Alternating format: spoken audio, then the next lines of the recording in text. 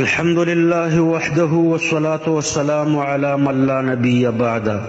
سلسله پدې کې روانه وا چې وا بیان د اهل حدیثو په جامه کې منکرین د قرآن او د حدیث دي. هغه آیات او حدیث مني چې د دوی د خواهش سره مطابقي، او کوم آیات او حدیث چې د دوی د خواهش نه خلافي هغه آیات او حدیث بیا نه مني. ګوره آیات کې او د پیغمبر علیه السلام په احادیثو کې راغلي دي چې بې اودسه سړی به قرآن ته لاس نه وروړي.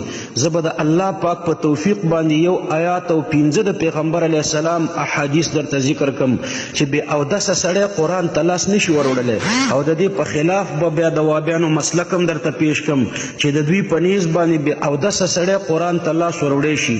الله پاک فرمایي لا یمسه الا المطهرون، قرآن ته به لاس نه وروړي مګر هغه خلک چې هغه پاکي، یعنی په اودس باندې وي، په غسل او په جنابت کې هم نه، په جنابت کې هم نه او بې اودس هم نه. دارنګې عن حکیم ابن حزام ان نبی صلی الله علیه وسلم لما بعثه والیا الى اليمن قال لا تمس القرآن الا وانت طاهر. مستدرک حاکم جلد 3 صفحه 415، دار قطنی جلد اول صفحه 122. رسول الله صلی الله علیه وسلم چې کله حکیم ابن حزام یمن ته د والی په صفت لېږلو نو ورته وی فرمایل چې قرآن ته ګوره ګوتې ورنوړي تر څو چې د اودس نه کړي، تر څو چې پاک نه. دارنګې حضرت عبدالله ابن عمر رضی الله عنهما روایت ده ان رسول الله صلی الله علیه وسلم قال لا يمس القرآن الا طاهر. رواه الطبراني في الكبير والصغير ورجاله موثقون، مجمع الزوائد جلد اول صفحه 206. حضرت عبدالله ابن عمر رضی الله عنهما روایت ده چې رسول الله صلی الله علیه وسلم او فرمایل چې قرآن ته به د پاک سړي نه ما سوا نور خلق لاس نه وروړي. لا يمس القرآن الا طاهر، ګوتې دې نه وروړي قرآن ته مگر پاک سړی دې قرآن ته لاس وروړي. عن عبد الله بن ابي بكر بن حزم ان في الكتاب الذي كتبه رسول الله صلى الله عليه وسلم لعمرو بن حزم ان لا يمس القرآن الا طاهر. موطا امام مالک صفحه 115. د حضرت عبدالله ابن ابو بکر ابن حزم نه روایت ده چې رسول الله صلی الله علیه وسلم چې عمرو ابن حزم ته کوم خط لیکلو نو په هغې کې ورته دا لیکلي چې ګوره قرآن ته به د پاک سړي نه بغیر بل څوک ګوتې نه وروړي، ناپاکه به قرآن ته ګوتې نه وروړي. عن انس بن مالك قال خرج عمر متقلد السيف فقيل له ان ختنك واختك قد صبوا فاتاهما عمر وعندهما رجل من المهاجرين يقال له خباب وكانوا يقرؤون طه فقال اعطوني الكتاب عندكم أقرأه، وكان عمر يقرأ الكتاب فقالت له أخته إنك رجس ولا يمسه إلا المطهرون فقم فاغتسل أو توزأ. فقام عمر فتوزأ ثم أخذ الكتاب فقرأ طه، دار قطني جلد أول صفحة 123.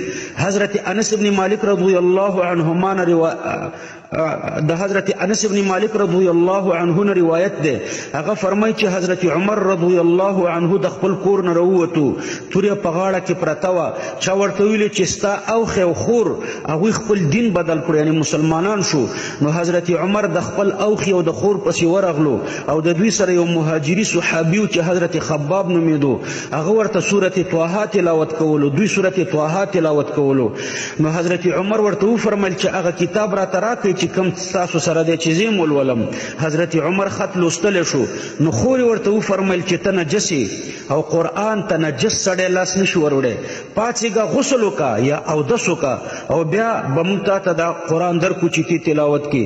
نو حضرت عمر پاڅېدو اودس یې وکړو، بیا یې قرآن راواخیستو، دا پاڼې راواخیسته او سورت طه یې تلاوت کړو. كان أبو وائل يرسل خادمه وهي حائض إلى أبي رزين فتأتيه بالمصحف فتمسك بعلاقته، بخاري جلد أول صفحة 3. حضرت أبو وائل بخپل خادمه د حیض په حالت کې حضرت ابو رزین ته لیږله چې قرآن راوړي ورنه.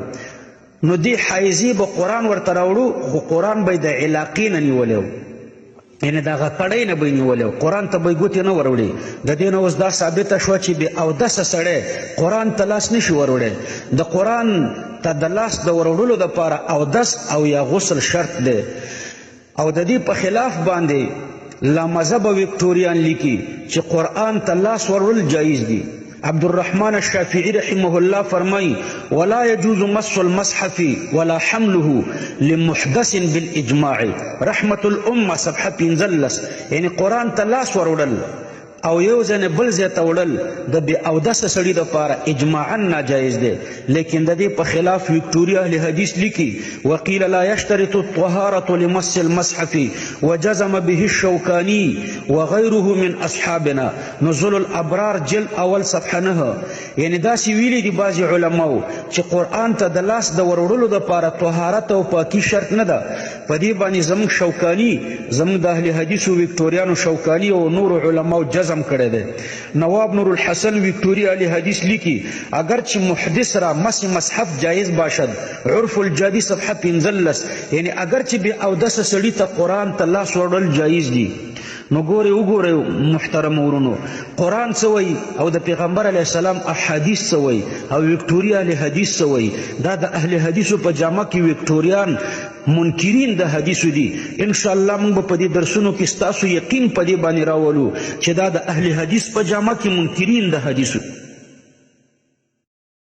الحمد لله وحده